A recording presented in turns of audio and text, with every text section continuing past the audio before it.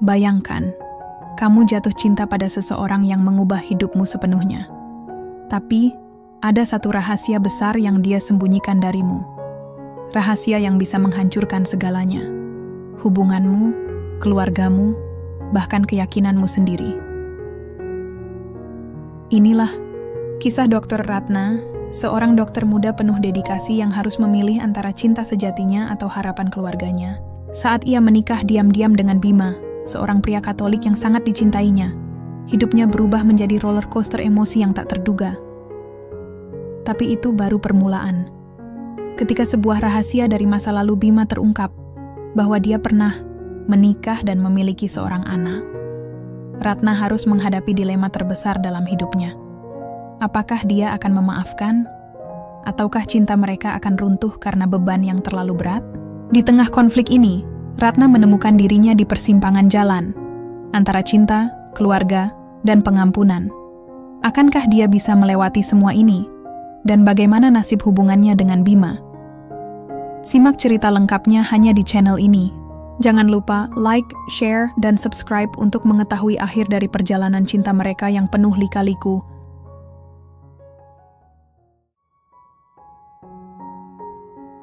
Saya masih ingat hari itu seperti kemarin. Hari di mana segalanya berubah tanpa saya sadari. Saat itu, saya, Ratna Indraswari, atau biasa dipanggil Ratna oleh teman-teman dan kolega saya, berada di tengah-tengah misi kemanusiaan di sebuah desa kecil di pedalaman Jawa Timur. Desa ini baru saja terkena longsor besar yang meratakan beberapa rumah warga. Bencana alam memang selalu datang tanpa permisi, tapi kali ini rasanya lebih parah dari yang pernah saya tangani sebelumnya. Saya sudah bekerja sebagai dokter selama 5 tahun, tapi jujur aja, kerja di lapangan kayak gini beda banget sama kerja di rumah sakit. Di sini, kita nggak cuma mikirin pasien satu-satu. Ada ratusan orang yang butuh bantuan medis sekaligus, dan semuanya dalam kondisi darurat. Kita harus cepet-cepet memilah mana yang paling penting, mana yang bisa ditunda. Rasanya kayak dikejar waktu terus, nggak ada istirahat. Tapi ya, itulah tantangan yang bikin saya suka dengan pekerjaan ini. Di hari pertama saya sampai di lokasi, suasana benar-benar kacau. Warga kelihatan panik, ada yang nangis histeris karena kehilangan keluarga, ada juga yang sibuk menggali reruntuhan buat nyelamatin orang-orang yang masih tertimbun. Saya langsung masuk ke tenda medis bersama tim lainnya. Pasien terus berdatangan, dari yang luka ringan sampai yang butuh penanganan serius. Semua nggak ada habisnya. Nah, di tengah-tengah semua kekacauan itu, saya bertemu dia. Bima. Awalnya, saya nggak terlalu ngeh sama dia. Dia cuma salah satu relawan medis yang datang bareng timnya. Saya bahkan sempat menganggap dia agak cuek. Dia nggak banyak ngomong, cuma fokus kerja. Tapi lama-lama, saya mulai memperhatikan sesuatu yang beda dari cara dia bekerja. Dia nggak cuma melaksanakan tugasnya, tapi dia juga punya cara tersendiri buat menenangkan orang-orang di sekitarnya. Pertemuan pertama kami yang benar-benar meninggalkan kesan terjadi di hari kedua. Saat itu, saya sedang mencoba mengevakuasi seorang anak kecil, mungkin umurnya sekitar 7 atau 8 tahunan, yang kakinya terjepit di bawah puing-puing kayu. Anak itu nangis keras, dan ibunya cuma bisa duduk di samping sambil cemas. Saya udah coba segala cara buat ngangkat puing itu, tapi tenaga saya nggak cukup. Kayak gimana pun saya berusaha, puing itu tetap nggak bergeser. Perlu bantuan. Tiba-tiba, ada suara di belakang saya. Saya menoleh, dan ternyata itu Bima. Dengan santai dia nyelonong datang, nggak pakai basa-basi macam-macam. Dia langsung turun tangan, dan dalam waktu kurang dari 5 menit, puing itu berhasil diangkat. Anak itu langsung digendong sama tim medis untuk dibawa ke tenda perawatan. Saya masih ingat betapa leganya ibu si anak. Dia langsung memeluk saya erat-erat sambil bilang, "Terima kasih berkali-kali. Kamu nggak apa-apa?" Tanya Bima setelah semuanya selesai. Saya cuma bisa mengangguk. "Iya, cuma capek aja," jawab saya sambil tersenyum tipis. "Makasih ya, kalau nggak ada kamu, mungkin aku bakal kesulitan." Dia cuma nyengir, kayak nggak ada apa-apa. "Kan kita sama-sama kerja di sini, nggak usah dipikirin." Sejak saat itu, entah kenapa saya mulai memperhatikan dia lebih sering. Dia emang nggak banyak omong, tapi setiap kali dia bicara, Kata-katanya selalu bermakna. Dia juga punya cara tersendiri buat mencairkan suasana. Misalnya, saat kami lagi istirahat sebentar di sela-sela kerja, dia dengan santai cerita soal pengalamannya jadi relawan medis di daerah-daerah konflik. Cara dia bercerita bikin saya nggak sadar kalau waktu istirahat udah habis. Kadang, dia juga suka melempar candaan receh yang bikin saya ketawa meskipun badan udah lelah banget. Tapi ada satu hal yang bikin saya ragu-ragu, agamanya. Saya tahu dia Katolik, sementara saya Muslim. Keluarga saya sangat konservatif, dan saya tahu mereka nggak akan setuju kalau saya dekat-dekat sama orang yang beda agama. Makanya, meskipun saya mulai merasa ada sesuatu yang spesial tentang dia, saya berusaha menepis perasaan itu. Saya nggak mau bikin masalah. Namun, semakin lama saya bekerja sama dengannya, semakin sulit saya mengabaikan perasaan itu. Ada sesuatu di cara dia memandang saya, di senyumnya yang simpel tapi bikin hati adem. Saya nggak bisa bohong, saya mulai suka sama dia. Tapi di saat yang sama, saya juga takut. Takut kalau perasaan ini bakal bikin hidup saya tambah rumit. Malam itu, setelah seharian kerja keras, saya duduk sendirian di pinggir tenda sambil minum teh hangat. Pikiran saya melayang ke semua hal yang terjadi belakangan ini. Bima, anak kecil, yang tadi saya selamatkan, ibunya yang terharu, dan tentu saja keluarga saya yang pasti bakal marah besar kalau tahu saya dekat-dekat sama dia. Saya menghela napas panjang, mencoba meyakinkan diri sendiri bahwa ini cuma perasaan sesaat. Tapi di dalam hati, saya tahu itu nggak sepenuhnya benar. Dan disitulah semuanya dimulai. Pertemuan yang nggak disengaja, tapi entah kenapa rasanya kayak sudah ditakdirkan. Saya nggak tahu apa yang bakal terjadi ke depannya, tapi satu hal yang pasti, hidup saya nggak bakal sama lagi setelah bertemu dia. Hari-hari berikutnya di desa itu terasa lebih panjang dari biasanya. Bukan karena kerjaannya makin berat, meskipun emang iya, tapi lebih karena ada sesuatu yang mulai mengganggu pikiran saya. Sesuatu yang nggak bisa saya abaikan lagi. Ya Bima, dia ada di mana-mana. Di tenda medis, di lokasi evakuasi, bahkan saat istirahat sekalipun. Nggak tahu kenapa, kehadirannya kayak magnet buat saya. Rasanya aneh, tapi juga nyaman. Awalnya, saya mencoba untuk tetap profesional. Kan kita sama-sama kerja di sini, jadi ya nggak ada alasan buat terlalu dekat-dekat. Tapi lama-lama, profesionalitas itu kayak nggak cukup. Ada momen-momen kecil yang bikin saya sadar kalau dia nggak cuma sekadar teman kerja. Misalnya, pas lagi makan siang bareng tim. Saya inget banget waktu itu kami duduk di bawah pohon rindang sambil makan nasi bungkus yang dibawa relawan dapur umum. Semua orang pada capek, tapi Bima malah cerita soal pengalamannya jadi sukarelawan di daerah konflik. Cara dia bercerita itu asik banget. Kayak dia punya cara sendiri buat bikin orang lain tertawa meskipun kondisi lagi sulit. Jadi, gimana rasanya jadi dokter? Tiba-tiba dia nyeletuk sambil nyengir. Saya nyenggol pundaknya pelan. Ya kayak kamu aja kali. Cuma bedanya aku lebih sering megang jarum suntik daripada cangkul. Dia ketawa keras. Dan entah kenapa dengar suara tawanya itu bikin saya ikut senyum-senyum sendiri. Serius, Ratna. Kamu tuh kelihatannya tegar banget. Padahal pasti capek juga kan?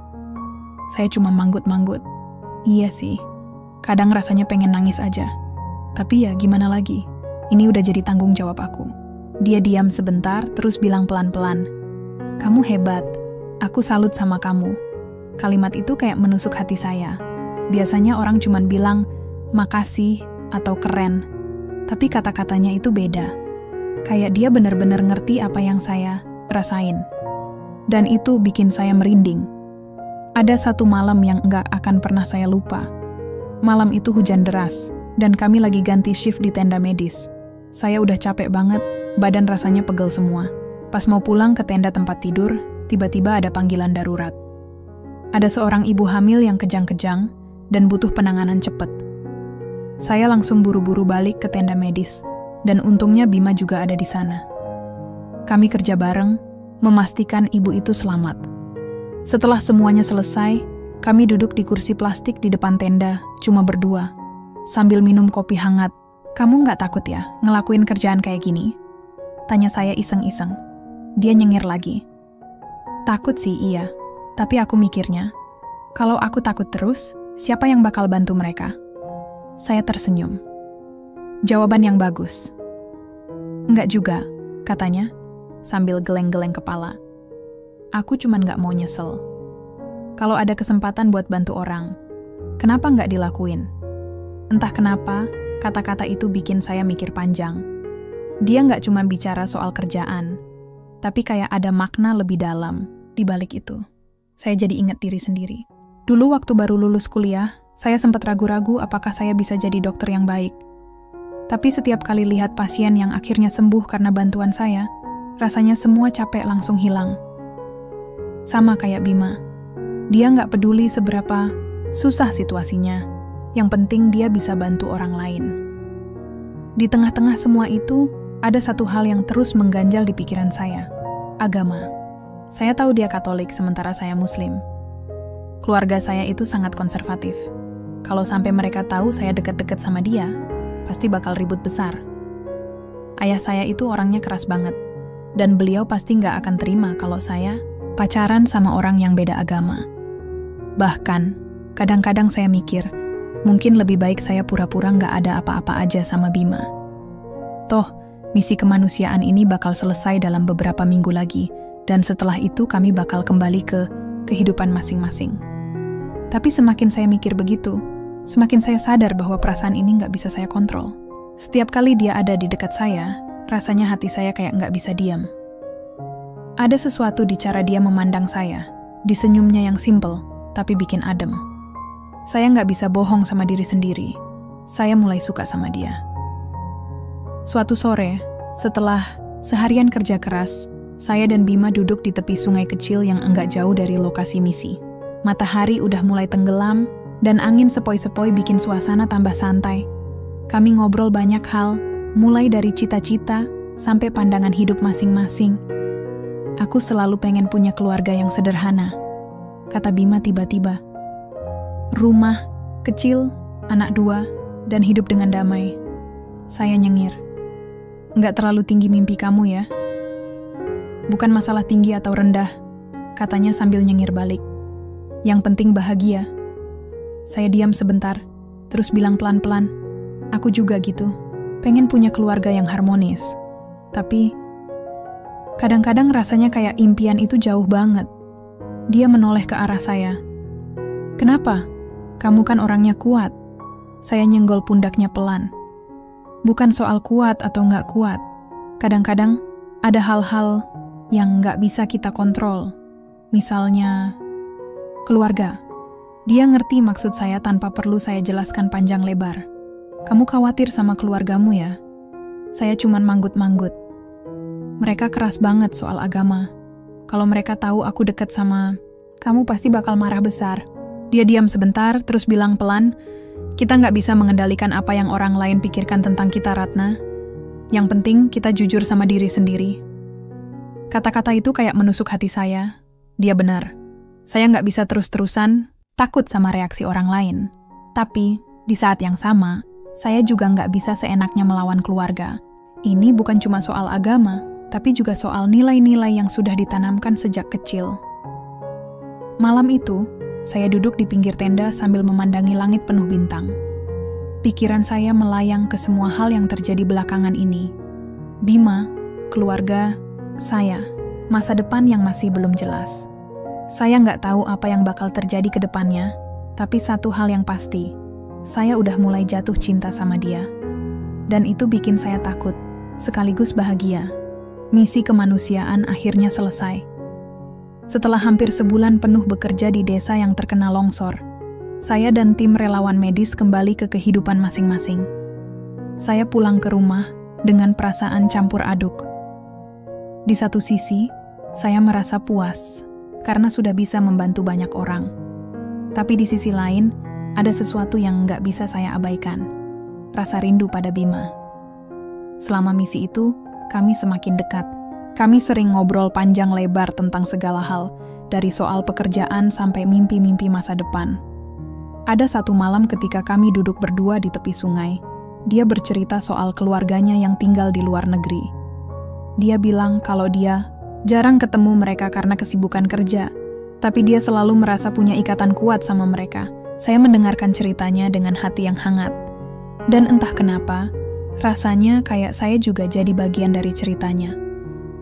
Tapi sekarang, setelah semua itu berakhir, saya harus menghadapi realitas. Realitas bahwa hubungan kami nggak cuma soal dua orang yang saling suka, tapi juga soal dua dunia yang berbeda. Dunia saya yang dipenuhi aturan konservatif keluarga Muslim, dan dunia dia yang bebas, tanpa batasan agama atau tradisi. Saya tahu, cepat atau lambat, saya harus memberitahu keluarga tentang Bima. Tapi masalahnya adalah, bagaimana caranya? Saya udah bisa bayangin reaksi ayah. Beliau pasti bakal marah besar. Bahkan mungkin bakal bilang, kalau saya nggak boleh ketemu lagi sama Bima. Tapi saya nggak bisa terus-terusan menyembunyikan perasaan ini. Saya harus bicara.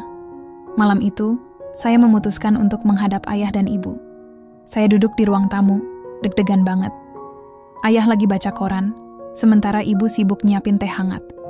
Suasana di rumah kayak biasa, tenang dan damai. Tapi dalam hati, saya udah kayak mau naik panggung buat pidato penting. Ayah, Bu, aku mau ngomong sesuatu, kata saya pelan-pelan. Ayah langsung menoleh, matanya tajam kayak biasa. Apa? Saya menarik napas dalam-dalam, mencoba menenangkan diri. Ada seseorang, aku kenal dia waktu misi kemanusiaan kemarin. Kami dekat. Ibu langsung meletakkan gelas tehnya. Wajahnya kelihatan penasaran. Kenapa, Nak? Apa yang bikin kamu ragu-ragu? Saya menghela napas lagi, kali ini lebih berat. Dia beda agama sama kita. Sejenak, suasana di ruangan kayak membeku. Ayah langsung melipat korannya dengan kasar. Matanya menyipit kayak mau melubangi saya. Apa maksudmu? Tanyanya dengan nada dingin. Aku nggak tahu gimana cara ngejelasinnya, Ayah. Tapi dia itu baik banget. Dia peduli sama orang-orang, dan dia nggak pernah lihat perbedaan agama sebagai penghalang buat bantu orang lain, kata saya, berusaha menjelaskan dengan sabar. Ayah langsung bangkit dari kursinya, wajahnya merah padam. Kamu pikir ini main-main? Ratna, kamu tahu kan, agama itu pondasi hidup kita. Kalau kamu dekat-dekat sama orang yang beda agama, itu artinya kamu melawan ajaran keluarga. Ayah, tolong dengerin aku dulu. Saya mencoba memotong, tapi ayah nggak mau denger. Cukup, bentaknya keras. Kalau kamu tetap dekat sama dia, kamu nggak usah anggap aku sebagai ayahmu lagi. Saya kaget banget, nggak nyangka ayah bakal sekeras itu. Ibu cuma diam, kayak nggak tahu harus ngomong apa. Wajahnya kelihatan sedih, tapi beliau nggak berani melawan ayah. Ratna, kamu harus mikir ulang, kata ibu pelan-pelan. Keluarga kita nggak akan bisa nerima kalau kamu nikah sama orang yang beda agama. Itu bukan cuma soal agama, tapi juga soal nilai-nilai yang kita pegang teguh. Saya nggak bisa jawab apa-apa. Hatiku rasanya kayak remuk. Saya tahu keluarga saya keras, tapi saya nggak nyangka mereka bakal sekeras ini. Mereka nggak cuma menolak Bima, tapi juga kayak mau memutus hubungan sama saya kalau saya tetap bersikeras. Setelah pertemuan itu, saya coba ngobrol sama Bima. Saya ceritain semuanya. Dari reaksi ayah yang marah besar sampai ibu yang kayak kecewa berat. Bima cuma diam, wajahnya kelihatan sedih. Jadi, apa yang bakal kamu lakuin sekarang? Tanyanya pelan. Saya menunduk, nggak bisa ngelihat matanya. Aku nggak tahu. Aku nggak mau kehilangan kamu, tapi aku juga nggak bisa ninggalin keluargaku begitu aja. Bima nyentuh pundak saya pelan. Ratna, aku ngerti posisimu. Tapi kamu juga harus ingat, hidup ini pilihan. Kamu yang harus putusin mana yang lebih penting buat kamu. Kata-katanya itu bikin saya mikir panjang. Dia benar. Ini hidup saya, dan saya yang harus memutuskan. Tapi di saat yang sama, saya juga nggak bisa seenaknya melawan keluarga. Ini bukan cuma soal agama, tapi juga soal nilai-nilai yang udah ditanamkan sejak kecil. Beberapa hari kemudian, saya coba bicara lagi sama ibu. Kali ini saya datang ke dapur, tempat beliau lagi masak. Saya duduk di kursi kecil sambil ngeliatin punggungnya yang sibuk ngaduk-aduk panci. Bu, aku nggak bisa ninggalin dia, kata saya pelan-pelan. Ibu langsung berhenti ngaduk, terus menoleh ke arah saya. Matanya kelihatan basah, kayak beliau lagi nahan tangis. Kamu tahu kan Ratna, keluarga kita nggak akan bisa nerima kalau kamu nikah sama orang yang beda agama. Itu bukan cuma soal ayah, tapi juga soal semua keluarga besar kita. Aku ngerti, Bu. Tapi aku juga nggak bisa ninggalin perasaanku sama dia. Dia itu baik banget. Dia nggak pernah lihat perbedaan agama sebagai penghalang buat bantu orang lain. Dia nggak kayak orang lain yang cuma mikirin diri sendiri. Ibu diam sebentar, terus bilang pelan-pelan, "Kamu harus siap, Nak. Kalau kamu tetap pilih dia, mungkin keluarga kita bakal memutus hubungan sama kamu." Saya ngerasain dadaku kayak disayat-sayat. Rasanya sakit banget dengar kata-kata itu. Tapi di saat yang sama, saya juga nggak bisa mundur. Saya udah terlalu dalam jatuh cinta sama Bima. Malam itu, saya duduk di teras rumah sambil ngeliatin langit yang penuh bintang. Pikiran saya melayang ke semua hal yang terjadi belakangan ini. Keluarga saya, Bima, dan keputusan sulit yang harus saya ambil. Saya nggak tahu apa yang bakal terjadi ke depannya. Tapi satu hal yang pasti, saya nggak bisa ninggalin Bima. Saya udah memutuskan buat tetap bersamanya. Meskipun itu berarti saya harus menghadapi konsekuensi dari keluarga. Dan untuk pertama kalinya, saya merasa kayak dewasa beneran. Bukan cuma fisiknya, tapi juga cara saya ngambil keputusan. Saya tahu ini bakal sulit, tapi saya juga tahu kalau ini adalah jalan yang harus saya tempuh. Setelah keputusan itu terucap dalam hati saya, bahwa saya nggak bisa ninggalin Bima, segalanya kayak berjalan lebih cepat dari yang saya kira. Saya tahu, kalau saya tetap bersama Bima, saya harus siap menghadapi konsekuensinya. Tapi ada satu hal yang bikin saya makin yakin untuk melangkah maju. Perasaan cinta ini nggak bisa saya abaikan lagi. Keluarga saya udah jelas-jelas nggak bakal merestui hubungan kami. Ayah bahkan udah bilang kalau saya nggak usah anggap dia sebagai ayah lagi kalau saya tetap sama Bima. Kata-kata itu masih terngiang-ngiang di kepala saya setiap malam, bikin saya susah tidur. Tapi semakin saya mikir soal itu, semakin saya sadar bahwa saya nggak bisa terus-terusan hidup cuma buat memenuhi ekspektasi orang lain. Ini hidup saya, dan saya yang harus memutuskan. Saya ceritain semua ini ke Bima. Dia dengerin dengan sabar, kayak biasanya. Setelah saya selesai bicara, dia cuman nyengir tipis sambil bilang, "Ratna, aku ngerti posisi kamu. Tapi aku juga nggak mau kamu kehilangan keluargamu gara-gara aku." "Aku udah mikir panjang banget, Bima," kata saya pelan-pelan. "Aku nggak mau kehilangan kamu. Aku cinta sama kamu." Dia diam sebentar, terus narik napas panjang. "Kalau kamu serius, kita bisa nikah diam-diam. Nggak perlu ribet-ribet, cuma kita berdua aja. Kamu nggak perlu langsung ngomong ke keluargamu sekarang. Biarin mereka tahu nanti, pas kita udah siap." Awalnya, ide itu terdengar gila banget buat saya. Nikah diam-diam, tanpa restu keluarga, rasanya kayak mimpi buruk. Tapi lama-lama, saya mulai mikir ulang. Mungkin ini satu-satunya cara buat kami bisa bersama, tanpa harus langsung berhadapan sama kemarahan keluarga. Kami bisa nikah dulu, terus pelan-pelan cari cara buat menjelaskan semuanya ke keluarga saya. Persiapan pernikahan kami benar-benar sederhana. Nggak ada pesta besar, nggak ada undangan, apalagi dekorasi mewah. Cuman ada kami berdua, ditambah beberapa teman dekat yang mau bantu jadi saksi. Ada Rina, sahabat saya sejak kuliah, dan Andi, teman Bima, yang juga relawan medis. Mereka berdua tahu situasi kami, dan mereka setuju buat bantu tanpa banyak tanya. Pernikahan dilangsungkan di sebuah kantor urusan agama kecil di pinggir kota. Ruangannya nggak terlalu besar, tapi cukup rapi. Di sana, kami duduk berhadapan sama petugas pencatat nikah, sementara Rina dan Andi berdiri di belakang kami sebagai saksi. Jujur, detik-detik sebelum acara dimulai, saya deg-degan banget. Saya berkeringat dingin dan saya sempat ragu-ragu sejenak. Apakah saya beneran mau melakukan ini? Apakah ini keputusan yang tepat? Tapi ketika saya ngelihat wajah Bima yang tenang, semua keraguan itu hilang. Dia tersenyum kecil, matanya kayak ngasih kekuatan buat saya. "Kita bisa lewatin ini, Ratna," katanya.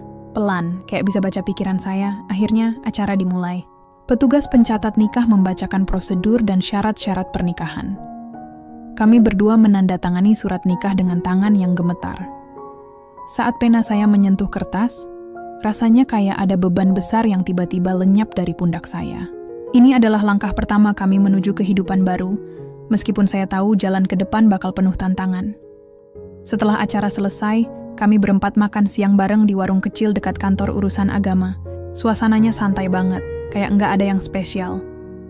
Tapi di dalam hati, saya merasa kayak ada sesuatu yang besar banget udah terjadi. Saya resmi jadi istri Bima sekarang.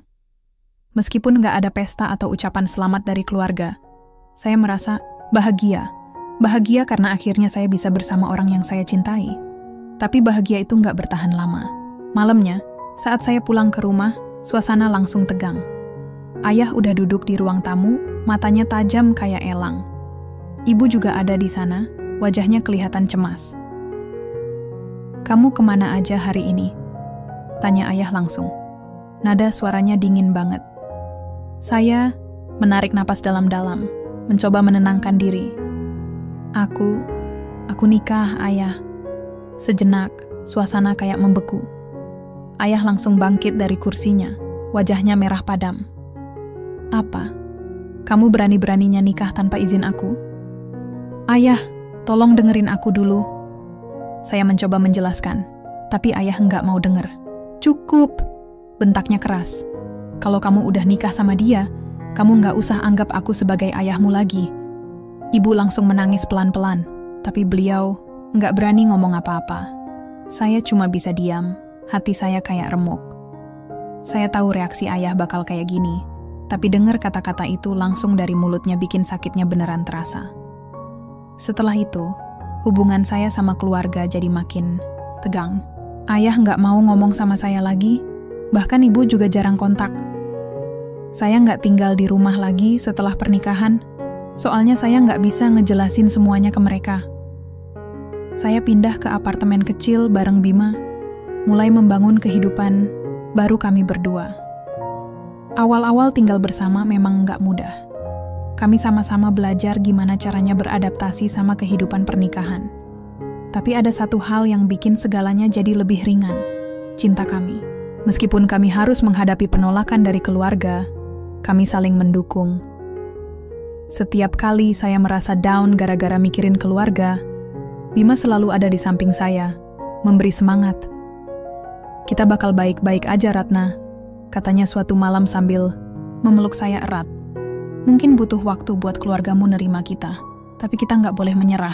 Saya cuma bisa manggut-manggut, air mata saya jatuh pelan-pelan. "Aku harap kamu bener, Bima. Aku harap semuanya bakal baik-baik aja." Di tengah semua tekanan itu, ada satu hal yang bikin saya makin yakin kalau keputusan saya buat nikah sama Bima nggak salah. Kami saling mencintai. Meskipun jalan ke depan masih gelap, saya percaya bahwa cinta kami bakal jadi lampu yang nganterin kami melewati semua ini. Tapi sayangnya, saya nggak tahu kalau di balik semua kebahagiaan ini, ada rahasia besar yang belum terungkap. Rahasia yang bakal bikin dunia saya jadi lebih rumit daripada yang saya bayangin. Hidup berumah tangga bareng Bima ternyata nggak semulus yang saya bayangin. Awalnya, semua terasa indah banget. Kami saling mendukung, belajar gimana caranya beradaptasi sama kehidupan baru, dan meskipun tekanan dari keluarga masih ada, kami bisa melewatinya bersama-sama. Tapi seperti pepatah bilang, tidak ada rahasia yang bisa disimpan selamanya. Dan rahasia besar Bima akhirnya terbongkar juga. Semua bermula dari suatu sore yang biasa aja. Saya lagi nyiapin makan malam di dapur apartemen kecil kami sambil dengerin musik santai. Bima lagi di kamar, katanya mau nyiapin laporan kerja buat esok hari. Suasananya tenang, kayak nggak ada apa-apa yang bakal bikin hidup saya jungkir balik dalam beberapa jam ke depan. Saya sempat ngerasa ada sesuatu yang aneh. Bima belakangan ini sering kelihatan murung, kayak ada beban berat yang dia pendem sendiri. Biasanya, kalau dia lagi ada masalah, dia langsung cerita ke saya. Tapi kali ini beda. Dia kayak menghindar setiap kali saya tanya ada apa. Awalnya saya mikir mungkin cuma karena kerjaan atau stres biasa, tapi lama-lama rasa penasaran saya makin besar. Malam itu, setelah makan malam, saya duduk di sofa sambil ngeliatin Bima yang lagi asik mainin ponselnya. Rasanya kayak ada sesuatu yang salah, tapi saya nggak tahu pasti apa. Bima, panggil saya pelan. Ada apa sih?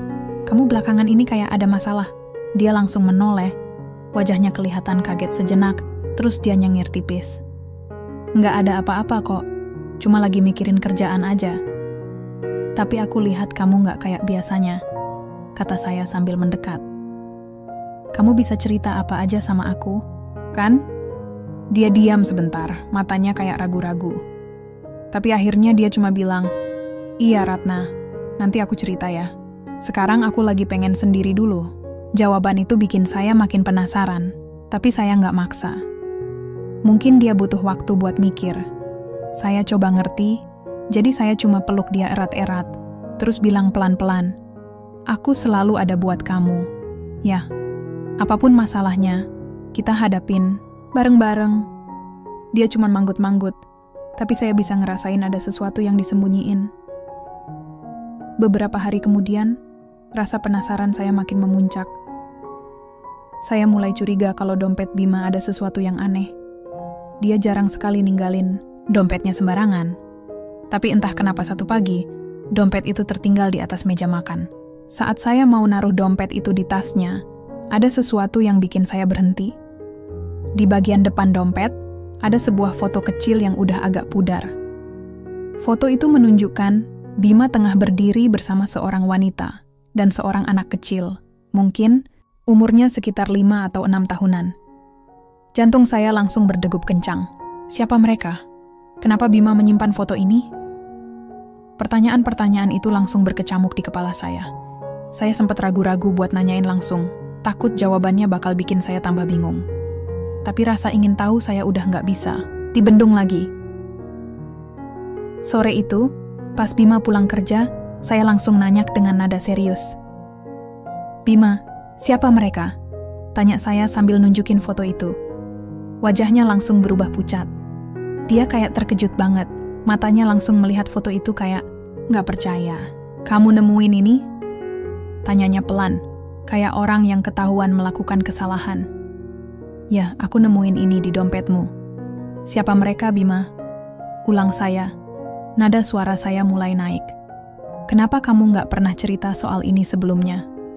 Dia duduk di kursi, matanya menunduk kayak nggak berani ngelihat saya. "Ratna, aku punya sesuatu yang harus aku kasih tahu ke kamu. Tapi aku takut kamu bakal marah atau kecewa." "Aku nggak bakal marah atau kecewa kalau kamu jujur sama aku," kata saya cepet-cepet. "Tapi kalau kamu bohong, itu baru masalah." Dia tarik napas panjang, terus mulai cerita. "Dulu, sebelum aku ketemu kamu, aku pernah menikah. Wanita itu adalah mantan istriku, dan anak kecil itu adalah anakku." Rasanya kayak ada petir nyambar di kepala saya. Semua pikiran langsung kosong. Saya nggak bisa ngomong apa-apa, cuma bisa duduk di sampingnya, sambil ngeliatin matanya yang kelihatan sedih banget. "Kenapa kamu nggak pernah cerita soal ini sebelumnya?" Tanya saya pelan-pelan, suara saya kayak nggak karuan. "Aku takut kamu bakal ninggalin aku," katanya sambil megang tangan saya erat-erat. "Aku nggak mau kehilangan kamu, Ratna. Aku cinta sama kamu." Saya merasa kayak dunia saya tiba-tiba runtuh. Anak, mantan istri, kenapa dia nggak pernah cerita soal ini? Selama ini, saya mikir dia nggak punya masa lalu yang rumit. Tapi ternyata, dia menyembunyikan hal sebesar ini dari saya. Malam itu, saya nggak bisa tidur. Pikiran saya melayang ke semua hal yang barusan terjadi. Bima punya anak. Dia pernah menikah, dan dia nggak pernah cerita soal ini. Saya merasa kayak dikhianati. Padahal, pernikahan kami dibangun di atas dasar kejujuran dan kepercayaan. Tapi sekarang, semua itu kayak goyah banget. Besok paginya, saya coba ngobrol lagi sama Bima. "Jadi, anakmu itu sekarang tinggal sama siapa?" Tanya saya pelan-pelan. "Dia tinggal sama mantan istriku di luar negeri," katanya. "Setelah kami cerai, dia memilih untuk tinggal bersama ibunya. Aku nggak bisa ngelawan keputusan itu, karena waktu itu aku nggak siap jadi ayah tunggal." Saya diam sebentar, terus bilang pelan-pelan, "Kenapa kamu nggak pernah cerita soal ini sejak awal? Kamu tahu kan, ini penting. Aku takut kamu bakal nggak mau sama aku lagi," katanya dengan suara yang bergetar. Aku nggak bisa kehilangan kamu, Ratna." Setelah obrolan itu, hubungan kami jadi tegang banget. Saya nggak bisa ngelihat dia dengan cara yang sama lagi. Setiap kali dia nyentuh tangan saya atau coba ngajak ngobrol, saya kayak mundur selangkah. Rasa percaya saya padanya udah rusak parah. Saya merasa kayak nggak kenal dia lagi. Di saat yang sama, saya juga nggak bisa kabur dari fakta bahwa dia adalah suamiku. Kami udah janji buat saling mendukung dalam suka dan duka. Tapi sekarang, saya merasa kayak keputusan saya buat nikah sama dia adalah kesalahan besar. Malam itu, saya duduk di tepi jendela sambil ngelihat langit yang gelap. Pikiran saya melayang ke semua hal yang terjadi belakangan ini. Keluarga saya, Bima, pernikahan kami, dan rahasia yang baru terungkap. Saya nggak tahu apa yang bakal terjadi ke depannya, tapi satu hal yang pasti, kepercayaan saya pada Bima udah retak. Dan saya nggak tahu apakah retakan itu bisa diperbaiki. Hidup berumah tangga bareng Bima ternyata nggak semulus yang saya bayangin. Awalnya, semua terasa indah banget. Kami saling mendukung, belajar gimana caranya beradaptasi sama kehidupan baru, dan meskipun tekanan dari keluarga masih ada, kami bisa melewatinya bersama-sama. Tapi seperti pepatah bilang, tidak ada rahasia yang bisa disimpan selamanya. Dan rahasia besar Bima akhirnya terbongkar juga. Semua bermula dari suatu sore yang biasa aja. Saya lagi nyiapin makan malam di dapur apartemen kecil kami, sambil dengerin musik santai. Bima lagi di kamar, katanya mau nyiapin laporan kerja buat esok hari. Suasananya tenang, kayak nggak ada apa-apa yang bakal bikin hidup saya jungkir balik dalam beberapa jam ke depan. Saya sempat ngerasa ada sesuatu yang aneh. Bima belakangan ini sering kelihatan murung, kayak ada beban berat yang dia pendam sendiri. Biasanya, kalau dia lagi ada masalah, dia langsung cerita ke saya. Tapi kali ini beda. Dia kayak menghindar setiap kali saya tanya ada apa. Awalnya saya mikir mungkin cuma karena kerjaan atau stres biasa. Tapi lama-lama rasa penasaran saya makin besar. Malam itu, setelah makan malam, saya duduk di sofa sambil ngeliatin Bima yang lagi asik mainin ponselnya. Rasanya kayak ada sesuatu yang salah, tapi saya nggak tahu pasti apa. "Bima," panggil saya pelan. "Ada apa sih? Kamu belakangan ini kayak ada masalah." Dia langsung menoleh, wajahnya kelihatan kaget sejenak, terus dia nyengir tipis. "Nggak ada apa-apa kok, cuma lagi mikirin kerjaan aja." "Tapi aku lihat kamu nggak kayak biasanya," kata saya sambil mendekat. "Kamu bisa cerita apa aja sama aku, kan?" Dia diam sebentar, matanya kayak ragu-ragu. Tapi akhirnya dia cuma bilang, "Iya Ratna, nanti aku cerita ya. Sekarang aku lagi pengen sendiri dulu." Jawaban itu bikin saya makin penasaran, tapi saya nggak maksa. Mungkin dia butuh waktu buat mikir. Saya coba ngerti, jadi saya cuma peluk dia erat-erat, terus bilang pelan-pelan, "Aku selalu ada buat kamu. Ya, apapun masalahnya, kita hadapin bareng-bareng." Dia cuma manggut-manggut, tapi saya bisa ngerasain ada sesuatu yang disembunyiin. Beberapa hari kemudian, rasa penasaran saya makin memuncak. Saya mulai curiga kalau dompet Bima ada sesuatu yang aneh. Dia jarang sekali ninggalin dompetnya sembarangan. Tapi entah kenapa satu pagi, dompet itu tertinggal di atas meja makan. Saat saya mau naruh dompet itu di tasnya, ada sesuatu yang bikin saya berhenti. Di bagian depan dompet, ada sebuah foto kecil yang udah agak pudar. Foto itu menunjukkan Bima tengah berdiri bersama seorang wanita dan seorang anak kecil, mungkin umurnya sekitar 5 atau 6 tahunan. Jantung saya langsung berdegup kencang. Siapa mereka? Kenapa Bima menyimpan foto ini? Pertanyaan-pertanyaan itu langsung berkecamuk di kepala saya. Saya sempat ragu-ragu buat nanyain langsung, takut jawabannya bakal bikin saya tambah bingung. Tapi rasa ingin tahu saya udah nggak bisa, dibendung lagi. Sore itu, pas Bima pulang kerja, saya langsung nanya dengan nada serius. "Bima, siapa mereka?" tanya saya sambil nunjukin foto itu. Wajahnya langsung berubah pucat. Dia kayak terkejut banget, matanya langsung melihat foto itu kayak nggak percaya. Kamu nemuin ini? Tanyanya pelan, kayak orang yang ketahuan melakukan kesalahan. Ya, aku nemuin ini di dompetmu. Siapa mereka, Bima? Ulang saya. Nada suara saya mulai naik. Kenapa kamu nggak pernah cerita soal ini sebelumnya? Dia duduk di kursi, matanya menunduk kayak nggak berani ngelihat saya. Ratna, aku punya sesuatu yang harus aku kasih tahu ke kamu. Tapi aku takut kamu bakal marah atau kecewa. Aku nggak bakal marah atau kecewa kalau kamu jujur sama aku, kata saya cepet-cepet. Tapi kalau kamu bohong, itu baru masalah. Dia tarik napas panjang, terus mulai cerita. Dulu, sebelum aku ketemu kamu, aku pernah menikah. Wanita itu adalah mantan istriku, dan anak kecil itu adalah anakku. Deg, rasanya kayak ada petir nyambar di kepala saya. Semua pikiran langsung kosong. Saya nggak bisa ngomong apa-apa, cuman bisa duduk di sampingnya sambil ngeliatin matanya yang kelihatan sedih banget. Kenapa kamu nggak pernah cerita soal ini? Sebelumnya, tanya saya pelan-pelan. Suara saya kayak nggak karuan. Aku takut kamu bakal ninggalin aku, katanya sambil megang tangan saya erat-erat. Aku nggak mau kehilangan kamu, Ratna. Aku cinta sama kamu. Saya merasa kayak dunia saya tiba-tiba runtuh. Anak, mantan istri, kenapa dia nggak pernah cerita soal ini? Selama ini, saya mikir dia nggak punya masa lalu yang rumit. Tapi ternyata, dia menyembunyikan hal sebesar ini dari saya. Malam itu, saya nggak bisa tidur. Pikiran saya melayang ke semua hal yang barusan terjadi. Bima punya anak. Dia pernah menikah. Dan dia nggak pernah cerita soal ini. Saya merasa kayak dikhianati. Padahal, pernikahan kami dibangun di atas dasar kejujuran dan kepercayaan.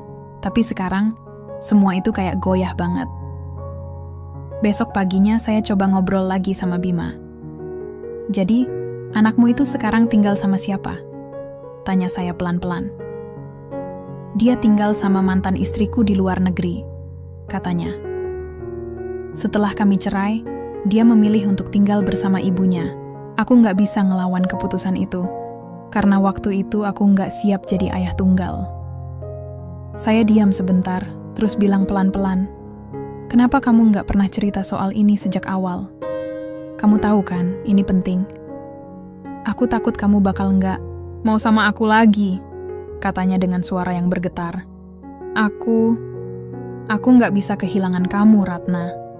Setelah obrolan itu, hubungan kami jadi tegang banget. Saya nggak bisa ngelihat dia dengan cara yang sama lagi. Setiap kali dia nyentuh tangan saya atau coba ngajak ngobrol, saya kayak mundur selangkah.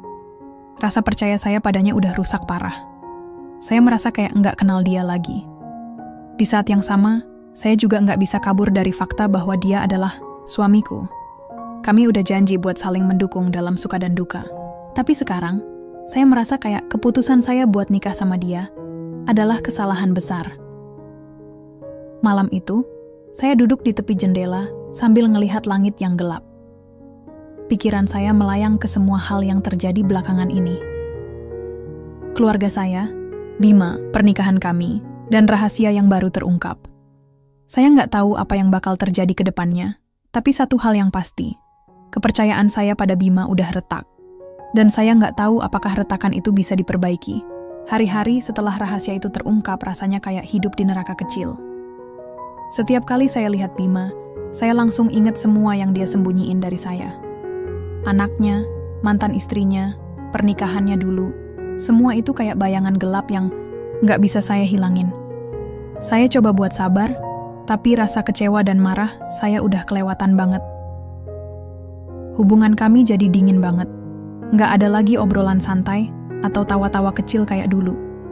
Setiap kali dia nyentuh pundak saya atau coba peluk saya langsung mundur selangkah. Rasanya kayak ada tembok tebal antara kami berdua. Saya nggak tahu gimana caranya buat percaya lagi sama dia, tapi masalahnya nggak cuma soal rahasia itu. Saya juga mulai mikir ulang tentang keputusan saya buat nikah sama dia. Apakah ini salah? Apakah saya terlalu gegabah waktu memutuskan buat ninggalin keluarga demi dia? Semua pertanyaan itu bikin kepala saya pusing 7 keliling. Saya ngerasa kayak orang yang tersesat di tengah hutan, nggak tahu arah mana yang harus diambil. Suatu malam, suasana di apartemen kami benar-benar tegang. Kami duduk di ruang tamu, saling diam tanpa bicara apa-apa. TV menyala, tapi suaranya mati. Suasana kayak nggak hidup, meskipun kami berdua ada di sana. "Aku tahu kamu marah," kata Bima akhirnya. Suaranya pelan banget. "Aku ngerti kenapa kamu merasa kayak dikhianati." Saya menoleh ke arahnya, mata saya langsung melotot. "Ya, aku marah. Kamu pikir aku bakal nggak marah kalau ternyata suamiku punya anak dan mantan istri, tapi nggak pernah cerita?" Dia menunduk, kayak nggak berani ngelihat mata saya. "Aku nggak mau kehilangan kamu, Ratna. Aku takut kalau aku cerita soal masa laluku, kamu bakal ninggalin aku." "Jadi kamu pilih buat bohong?" balas saya keras. "Kamu pikir rahasia kayak gini bisa disimpan selamanya?" Dia diam sebentar, terus bilang pelan-pelan, "Aku salah, Ratna. Aku nggak bisa ngebohongin kamu tentang ini. Tapi kamu harus tahu, aku nggak pernah bermaksud buat menyakiti kamu. Aku cuman takut." "Takut?" Saya nyerocos dengan nada tinggi. "Kamu nggak mikir gimana perasaanku, Bima? Kita udah janji buat jujur satu sama lain. Tapi kamu malah nyembunyiin hal sebesar ini." Dia megang tangan saya erat-erat, kayak nggak mau lepas. "Ratna, aku minta maaf. Aku nggak tahu gimana cara buat ngebaikin semuanya. Tapi aku mohon, kasih aku kesempatan buat ngejelasin semuanya." Saya tarik napas dalam-dalam, mencoba menenangkan diri. "Baiklah, jelasin. Tapi aku nggak janji bakal langsung maafin kamu." Setelah itu, Bima mulai cerita panjang lebar soal masa lalunya. Dia bilang kalau pernikahannya dulu nggak berjalan baik dari awal. Mantan istrinya, namanya Dina, adalah orang yang sangat mandiri dan ambisius. Mereka sering berantem soal prioritas hidup. Bima lebih fokus kerja sebagai relawan medis, sementara Dina pengen punya hidup yang lebih stabil dan mapan. "Kami berusaha bertahan demi anak kami, Adi," katanya pelan-pelan. "Tapi pada akhirnya, kami sadar kalau hubungan kami udah nggak bisa diperbaiki lagi. Kami putusin buat cerai, dan Adi milih buat tinggal sama ibunya karena dia lebih nyaman di sana." Saya mendengarkan ceritanya dengan hati yang campur aduk. Di satu sisi, saya bisa ngerti kenapa mereka putusin buat cerai. Tapi di sisi lain, tetap aja ada kemarahan di hati saya, karena dia nggak pernah cerita soal ini sejak awal. "Kenapa kamu nggak pernah cerita soal ini waktu kita masih pacaran? Atau bahkan pas kita baru nikah?" tanya saya pelan-pelan. "Aku takut kamu bakal nggak siap," katanya. "Aku nggak mau kamu mikir buruk tentang aku atau meragukan hubungan kita." "Aku nggak mikir buruk tentang kamu, Bima," balas saya cepet-cepet. "Tapi kamu harus ngerti kalau rahasia kayak gini bisa bikin hubungan kita retak." Dia cuma diam, wajahnya kelihatan sedih banget. Saya tahu dia ngerasa bersalah, tapi rasa kecewa saya masih terlalu besar buat langsung memaafkannya. Beberapa hari kemudian, saya coba ngobrol sama Rina, sahabat saya. Saya ceritain semua yang terjadi, dari rahasia Bima sampai konflik yang kami alamin sekarang. Rina dengerin dengan sabar, kayak biasanya. "Ratna, ini emang berat banget buat kamu," katanya pelan-pelan. "Tapi kamu juga harus ingat kalau setiap orang pasti punya masa lalu. Yang penting itu gimana dia sekarang.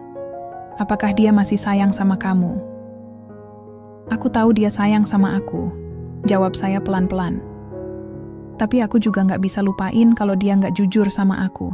"Kamu harus mikir baik-baik, Ratna," kata Rina lagi. "Hubungan itu butuh kepercayaan. Kalau kepercayaan itu udah rusak, susah buat dibangun lagi. Tapi kalau kamu masih sayang sama dia, mungkin kamu bisa kasih dia kesempatan buat memperbaiki semuanya." Setelah ngobrol sama Rina, saya mulai mikir panjang. Dia benar. Hubungan itu butuh kepercayaan. Tapi apakah saya bisa ngebangun lagi kepercayaan yang udah rusak parah? Di tengah semua kebingungan itu, ada satu hal yang bikin saya makin penasaran. Adi, anak Bima. Saya nggak tahu banyak soal dia, selain fakta bahwa dia tinggal bareng mantan istri Bima di luar negeri. Saya mulai mikir, mungkin kalau saya ketemu Adi, saya bisa ngerti lebih banyak soal kehidupan Bima sebelum kami bertemu. Akhirnya, saya ngomong sama Bima soal ini. Aku pengen ketemu Adi, kata saya pelan-pelan. Bima langsung kaget. Kenapa? Aku pengen ngerti lebih banyak soal kehidupan kamu sebelum kita kenal, jawab saya. Mungkin ini bisa bantu aku buat memahami situasi ini. Dia diam sebentar, terus manggut-manggut. Oke, aku akan atur pertemuannya. Tapi kamu harus janji buat nggak langsung nilai dia atau mantan istriku. Saya cuma manggut-manggut. Aku janji. Setelah itu, saya mulai mikir ulang tentang segala sesuatunya. Pertemuan sama Adi mungkin bisa jadi titik balik buat hubungan saya sama Bima. Tapi di saat yang sama, saya juga tahu kalau ini nggak bakal mudah. Ada banyak hal yang harus saya hadapi, termasuk perasaan saya sendiri. Malam itu, saya duduk di tepi jendela sambil ngelihat langit yang gelap. Pikiran saya melayang ke semua hal yang terjadi belakangan ini. Keluarga saya, Bima, pernikahan kami, dan rahasia yang baru terungkap. Saya nggak tahu apa yang bakal terjadi ke depannya, tapi satu hal yang pasti, saya harus nemuin cara buat melewati semua ini. Pertemuan dengan Adi, anak Bima, adalah sesuatu yang nggak pernah saya bayangin bakal terjadi. Awalnya, saya merasa ragu-ragu banget buat melakukannya. Gimana kalau saya nggak bisa nerima dia? Gimana kalau kehadirannya malah bikin hubungan saya sama Bima makin rumit? Tapi di sisi lain, saya tahu ini adalah langkah penting buat ngejelasin semuanya di hati saya. Saya harus tahu lebih banyak soal kehidupan Bima sebelum kami kenal. Dan siapa lagi yang lebih tahu selain anaknya sendiri? Setelah beberapa minggu komunikasi antara Bima dan mantan istrinya, akhirnya kami sepakat buat ketemu di sebuah kafe kecil di pusat kota. Dina, mantan istri Bima, setuju buat bawa Adi ke Indonesia buat liburan singkat, dan mereka bakal nyempetin waktu buat bertemu saya. Jujur aja, saya deg-degan banget pas hari pertemuan itu tiba. Saya duduk di meja pojok kafe, jantung saya berdegup kencang. Saya udah mikir berkali-kali apa yang bakal saya omongin sama Adi. Haruskah saya bersikap formal? Atau mungkin lebih santai biar dia nyaman? Saya bahkan sempat latihan ngomong di depan cermin pagi-pagi sebelum berangkat. Rasanya kayak mau wawancara kerja, tapi ini jauh lebih penting. Tiba-tiba, suara pelan dari belakang bikin saya menoleh. "Ratna," kata Bima pelan, sambil nunjukin sosok wanita dan seorang anak kecil di belakangnya. Wanita itu pasti Dina. Dia kelihatan elegan banget, rambutnya disanggul rapi, pakaiannya kasual, tapi tetap modis. Di sampingnya ada Adi, anak kecil yang lucu banget. Rambutnya ikal, matanya besar, dan senyumnya mirip banget sama Bima. Saya langsung ngerasain sesuatu yang aneh di dada. Ini anaknya Bima, darah dagingnya. "Kamu pasti Ratna," kata Dina sambil nyengir tipis. Suaranya ramah, tapi saya bisa ngerasain ada sedikit ketegangan di nadanya. "Iya, aku Ratna," jawab saya pelan-pelan, sambil nyerahin tangan buat jabat tangan. "Terima kasih udah mau datang." "Nggak masalah," katanya sambil duduk di kursi di depan saya. Adi duduk di sampingnya. Matanya memandangi saya kayak penasaran. Awalnya suasana tegang banget. Ngobrolnya cuma basa-basi doang, kayak cuaca atau gimana, penerbangannya ke Indonesia. Tapi lama-lama, Adi mulai ngeliatin saya dengan mata penuh rasa ingin tahu. "Kamu temen papa ya?" tanyanya tiba-tiba. Polos banget. Saya nyengir kecil. "Iya, aku temennya papa kamu." Adi manggut-manggut, terus bilang, "Aku jarang ketemu papa. Dia sibuk banget kerja." Mendengar kata-kata itu, saya langsung ngerasa sedih. Anak kecil ini kayak nggak tahu gimana rasanya punya ayah yang selalu ada. Tapi saya nggak bisa salahkan Bima juga. Dia kan kerja sebagai relawan medis, jadi wajar aja kalau dia sering jauh-jauh dari keluarga. "Aku harap kamu bisa ketemu papa lebih sering," kata saya pelan-pelan. "Dia orang yang baik banget." Adi nyengir lebar. "Iya, aku tahu. Aku sayang papa." Dengar kata-kata itu langsung dari mulut Adi bikin saya ngerasain sesuatu yang hangat di hati. Meskipun saya masih marah sama Bima, saya nggak bisa ngebohongin kalau dia punya sisi baik yang nggak bisa saya abaikan. Setelah itu, obrolan kami mulai lebih santai. Dina mulai cerita soal kehidupan Adi di luar negeri. Katanya, Adi anak yang aktif banget, suka main bola, dan punya banyak teman. Tapi kadang-kadang dia juga suka nanyain soal Bima. Papanya Adi itu orang yang baik, Ratna, kata Dina pelan-pelan. Kayak ngerti kalau saya lagi bingung sama situasi ini. Dia emang sering jauh-jauh, tapi dia selalu ngirim uang buat kebutuhan Adi. Dan setiap kali dia ada waktu luang, dia pasti nelpon atau video call sama Adi. Saya diam sebentar, terus bilang pelan-pelan, "Kenapa kamu putusin buat pisah sama Bima?" Dina tarik napas dalam-dalam, kayak mikir ulang mau ngomong apa. Kami beda prioritas. Dia lebih fokus kerja buat bantu orang-orang, sementara aku pengen hidup yang lebih stabil dan mapan. Kami coba bertahan demi Adi, tapi pada akhirnya, kami sadar kalau hubungan kami udah nggak bisa diperbaiki lagi. Saya manggut-manggut. Kata-katanya bikin saya ngerti kenapa mereka putusin buat cerai. Mereka nggak salah. Mereka cuma beda cara pandang soal hidup. Setelah pertemuan itu, saya mulai mikir ulang tentang segala sesuatunya. Adi itu anak yang baik banget, dan saya bisa lihat kalau dia sayang banget sama Bima. Sama kayak saya. Meskipun saya masih marah sama Bima gara-gara rahasia itu, saya nggak bisa ngebohongin kalau saya juga sayang sama dia. Malam itu, pas saya pulang ke apartemen, saya duduk di sofa sambil mikir panjang. Saya ingat semua yang terjadi belakangan ini, keluarga saya, Bima, pernikahan kami, dan sekarang Adi. Saya tahu kalau hubungan saya sama Bima nggak bakal mudah. Ada banyak hal yang harus kami hadapi bareng-bareng. Tapi saya juga tahu kalau saya nggak bisa ninggalin dia begitu aja. Bima, panggil saya pelan-pelan pas dia lagi nyiapin makan malam di dapur. Ya? Dia menoleh, matanya kayak ragu-ragu. Aku nggak janji bakal langsung maafin kamu, kata saya pelan-pelan. Tapi aku pengen kita coba buat perbaiki semuanya. Aku sayang sama kamu.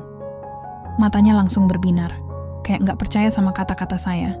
Dia buru-buru mendekat, terus megang tangan saya erat-erat. Terima kasih Ratna, aku nggak bakal ngecewain kamu lagi. Saya cuma manggut-manggut, air mata saya jatuh pelan-pelan. Kita harus ngelakuin ini bareng-bareng. Kamu, aku, dan Adi. Dia tersenyum lebar, terus peluk saya erat-erat. Aku janji Ratna, kita bakal baik-baik aja. Di tengah semua kebingungan dan konflik ini, saya mulai ngerasain sesuatu yang baru. Ada harapan kecil di hati saya. Mungkin, hanya mungkin, kami bisa melewati semua ini bareng-bareng. Meskipun jalan ke depan masih gelap, saya percaya bahwa cinta kami bakal jadi lampu yang nganterin kami melewati semua ini. Setelah pertemuan dengan Adi dan Dina, ada sesuatu yang berubah di dalam diri saya. Saya nggak bisa bohong, rasa marah dan kecewa saya sama Bima masih ada, tapi sekarang ada sesuatu yang baru, rasa kasihan dan pengertian. Melihat Adi, anak kecil yang begitu polos dan penuh cinta buat ayahnya, bikin saya ngerasain sesuatu yang mendalam. Ini bukan cuma soal saya dan Bima lagi. Ini juga soal keluarga kecil yang udah terbentuk tanpa saya sadari. Tapi meskipun saya mulai mikir ulang soal hubungan kami, saya tahu ini nggak bakal mudah. Ada banyak hal yang harus kami hadapi bareng-bareng. Pertama, masalah kepercayaan. Rahasia besar Bima udah merusak fondasi pernikahan kami dan membangun kembali kepercayaan. Itu butuh waktu lama banget. Kedua, keluarga saya masih belum nerima hubungan kami. Ayah bahkan udah bilang kalau dia nggak mau anggap saya sebagai anaknya lagi. Dan ketiga, ada Adi. Anak kecil yang sekarang jadi bagian dari hidup kami. Bagaimana caranya saya bisa menerima dia sebagai bagian dari keluarga tanpa merasa seperti mengambil alih peran ibunya? Semua pertanyaan itu kayak bayangan gelap yang nggak bisa saya hilangin. Setiap malam, saya duduk di tepi tempat tidur sambil mikir panjang. Kadang-kadang saya nangis sendirian. Kadang-kadang saya cuma diam sambil ngeliat langit malam. Saya tahu, keputusan yang saya ambil sekarang bakal nentuin masa depan saya, Bima, dan Adi. Suatu malam, suasana di apartemen kami tegang banget. Kami duduk di ruang tamu, saling diam tanpa bicara apa-apa. TV menyala, tapi suaranya mati. Saya tahu Bima juga lagi mikir keras soal semuanya. Dia kelihatan lelah, kayak orang yang bawa beban berat selama bertahun-tahun. Ratna, panggilnya pelan. Suaranya kayak orang yang nggak yakin sama kata-katanya sendiri. Aku tahu aku salah. Aku nggak bisa ngebohongin kamu tentang masa laluku. Saya menoleh ke arahnya. Mata saya langsung melotot. Ya, kamu salah, Bima. Kamu pikir rahasia kayak gini bisa disimpan selamanya? Aku takut kamu bakal ninggalin aku. Katanya pelan-pelan. Matanya kayak nggak berani ngelihat saya. Aku nggak bisa kehilangan kamu, Ratna. Saya tarik napas. Dalam-dalam, mencoba menenangkan diri. Aku juga sayang sama kamu, Bima. Tapi kamu harus ngerti kalau rahasia kayak gini bisa bikin hubungan kita retak. Dia megang tangan saya erat-erat, kayak nggak mau lepas. Aku minta maaf, Ratna. Aku nggak tahu gimana cara buat ngebaikin semuanya. Tapi aku mohon, kasih aku kesempatan buat memperbaiki semuanya. Saya diam sebentar, terus bilang pelan-pelan, baiklah, aku kasih kamu kesempatan. Tapi ini nggak bakal mudah. Kamu harus jujur sama aku mulai sekarang. Nggak ada lagi rahasia, nggak ada lagi bohong. Dia manggut-manggut cepet-cepet. Aku janji, Ratna. Aku nggak bakal ngebohongin kamu lagi. Setelah obrolan itu, kami mulai berusaha memperbaiki hubungan kami. Bima lebih terbuka soal masa lalunya, termasuk hubungannya sama Dina dan Adi. Saya juga mulai belajar buat nerima keberadaan Adi sebagai bagian dari hidup kami. Kadang-kadang saya video call sama dia, ngobrol soal sekolah atau main bola. Meskipun awalnya saya merasa canggung, lama-lama saya mulai ngerasain ikatan emosional yang tulus sama dia. Tapi masalahnya nggak cuma soal Adi. Keluarga saya masih belum nerima hubungan kami. Setiap kali saya coba kontak mereka, ayah selalu nggak jawab telepon saya. Ibu kadang-kadang balas chat saya, tapi obrolannya dingin banget. Kayak beliau masih kecewa berat. Saya tahu, saya harus sabar. Tapi rasanya kayak ada lubang besar di hati saya, karena kehilangan keluarga. Di tengah semua kebingungan ini, saya mulai mikir ulang tentang keputusan saya buat nikah sama Bima. Apakah ini salah? Apakah saya terlalu gegabah waktu memutuskan buat ninggalin keluarga demi dia? Semua pertanyaan itu bikin kepala saya pusing 7 keliling. Saya ngerasa kayak orang yang tersesat di tengah hutan, nggak tahu arah mana yang harus diambil. Suatu sore, saya duduk di tepi jendela sambil ngelihat langit yang gelap. Pikiran saya melayang ke semua hal yang terjadi belakangan ini. Keluarga, saya, Bima, pernikahan kami, dan Adi. Saya nggak tahu apa yang bakal terjadi ke depannya, tapi satu hal yang pasti, saya harus nemuin cara buat melewati semua ini. Bima, panggil saya pelan-pelan pas dia lagi nyiapin makan malam di dapur. Ya? Dia menoleh, matanya kayak ragu-ragu. Aku nggak janji bakal langsung maafin kamu, kata saya pelan-pelan. Tapi aku pengen kita coba buat perbaiki semuanya. Aku sayang sama kamu. Matanya langsung berbinar, kayak nggak percaya sama kata-kata saya. Dia buru-buru mendekat, terus megang tangan saya erat-erat. Terima kasih, Ratna. Aku nggak bakal ngecewain kamu lagi. Saya cuma manggut-manggut air mata. Saya jatuh pelan-pelan. Kita harus ngelakuin ini bareng-bareng. Kamu, aku, dan Adi. Dia tersenyum lebar, terus peluk saya erat-erat. Aku janji, Ratna. Kita bakal baik-baik aja. Malam itu, saya duduk di tepi jendela, sambil ngelihat langit yang gelap. Pikiran saya melayang ke semua hal yang terjadi belakangan ini. Keluarga saya, Bima, pernikahan kami, dan Adi. Saya nggak tahu apa yang bakal terjadi ke depannya, tapi satu hal yang pasti, saya harus nemuin cara buat melewati semua ini. Hari-hari setelah keputusan itu terasa lebih ringan, tapi bukan berarti semuanya langsung baik-baik aja. Ada banyak hal yang masih harus kami hadapi bareng-bareng. Masalah kepercayaan, keluarga saya, dan tentu saja Adi. Saya udah mulai belajar buat nerima keberadaan Adi sebagai bagian dari hidup kami, tapi nggak bisa dipungkiri kalau ini butuh waktu. Setiap kali saya ngobrol sama dia atau lihat senyumnya, saya ngerasain sesuatu yang hangat di hati. Tapi di sisi lain, saya juga masih merasa canggung. Ini anak kecil adalah darah daging Bima, tapi dia juga punya ibu sendiri. Bagaimana caranya saya bisa jadi bagian dari hidupnya tanpa merasa seperti mengambil alih peran Dina? Saat itu, saya lagi video call sama Adi. Dia lagi main bola di halaman rumahnya di luar negeri.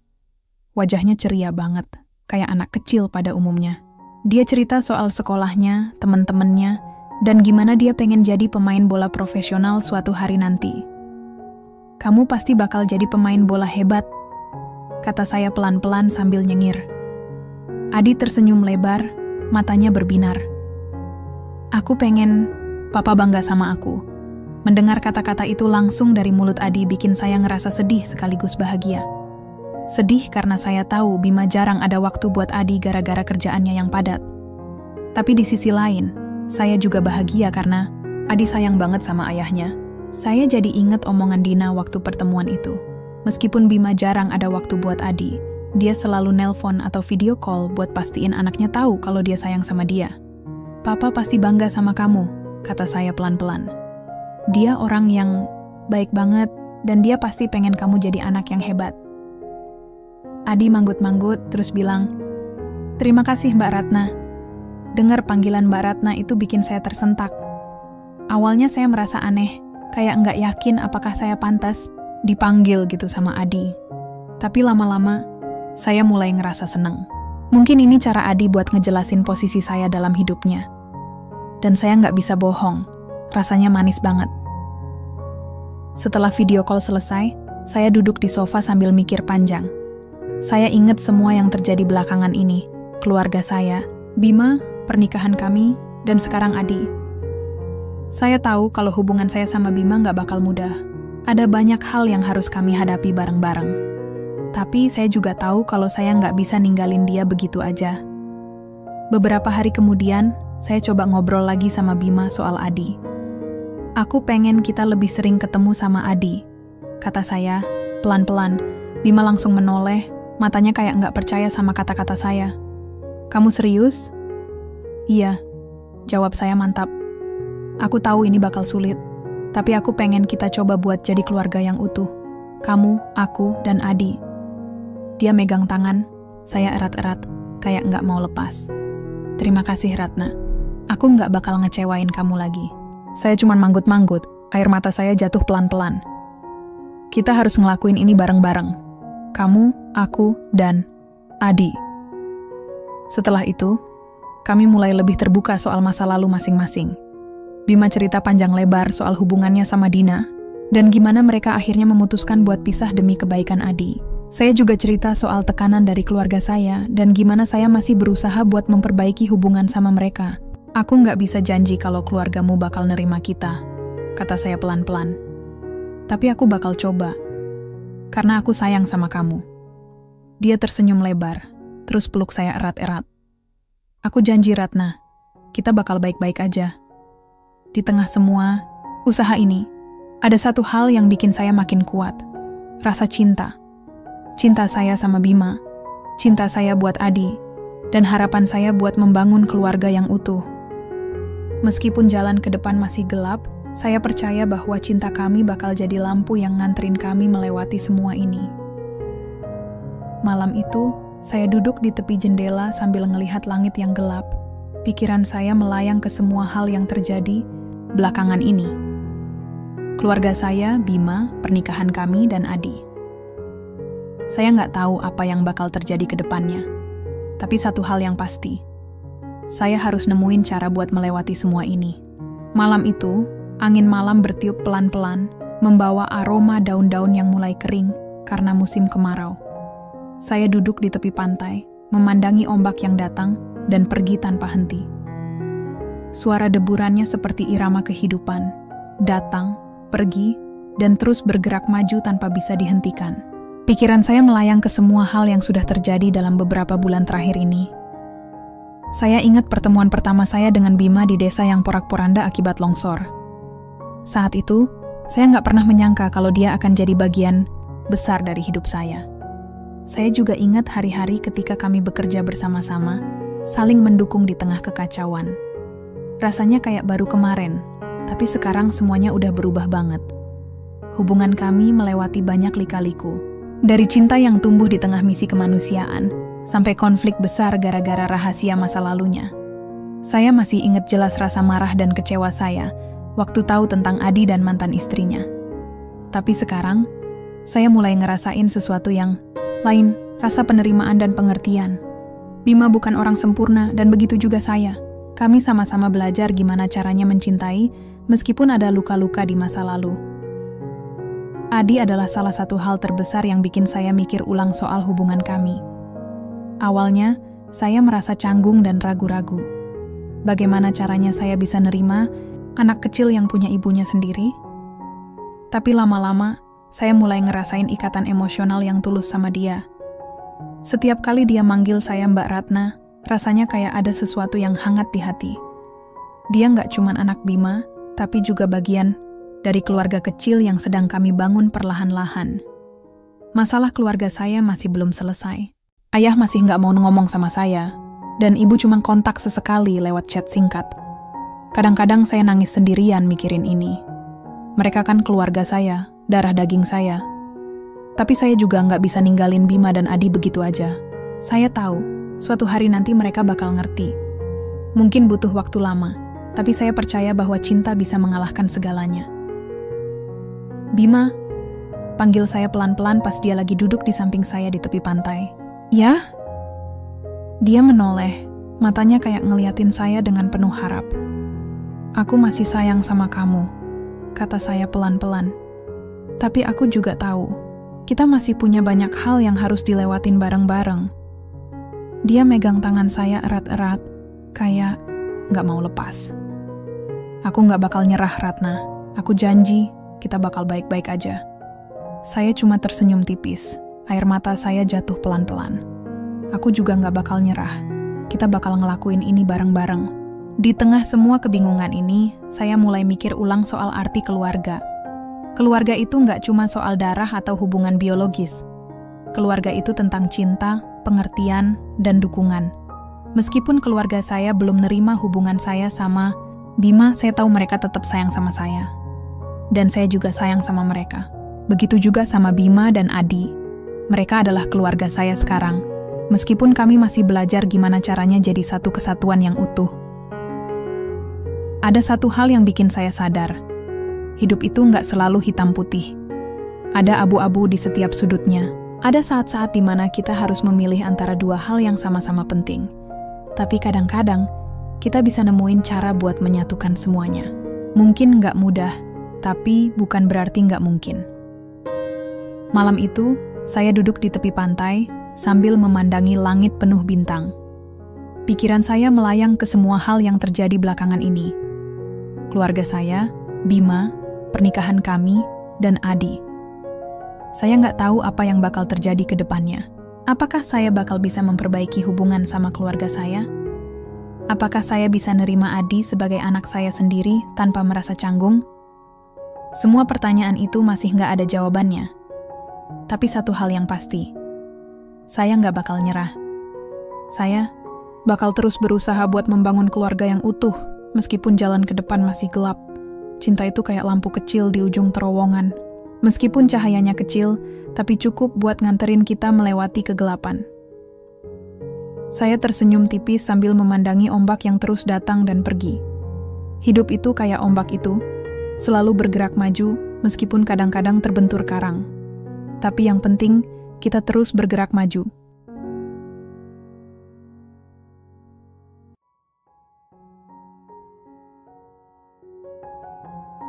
Dan itulah akhir dari cerita Dr. Ratna dan Bima. Sebuah perjalanan penuh lika-liku tentang cinta, keluarga, dan pengampunan. Bagaimana menurut kalian? Apakah Ratna akan berhasil memperbaiki hubungannya dengan keluarganya? Akankah dia bisa menerima Adi sebagai bagian dari hidupnya sepenuhnya? Atau mungkin ada keputusan besar lain yang akan dia ambil di masa depan? Semua pertanyaan ini masih terbuka, karena pada akhirnya, hidup selalu tentang proses dan perjalanan. Cerita ini mengajarkan kita bahwa cinta itu nggak selalu mudah. Terkadang, kita harus berjuang melewati rasa sakit, ketakutan, dan tekanan dari luar untuk menemukan arti sejati dari keluarga dan hubungan. Tapi satu hal yang pasti, cinta selalu punya cara untuk menyembuhkan dan membawa harapan baru. Nah, kalau kamu suka cerita seperti ini, jangan lupa like video ini dan share ke teman-temanmu ya. biar lebih banyak orang yang bisa merasakan emosi dan pelajaran dari cerita ini.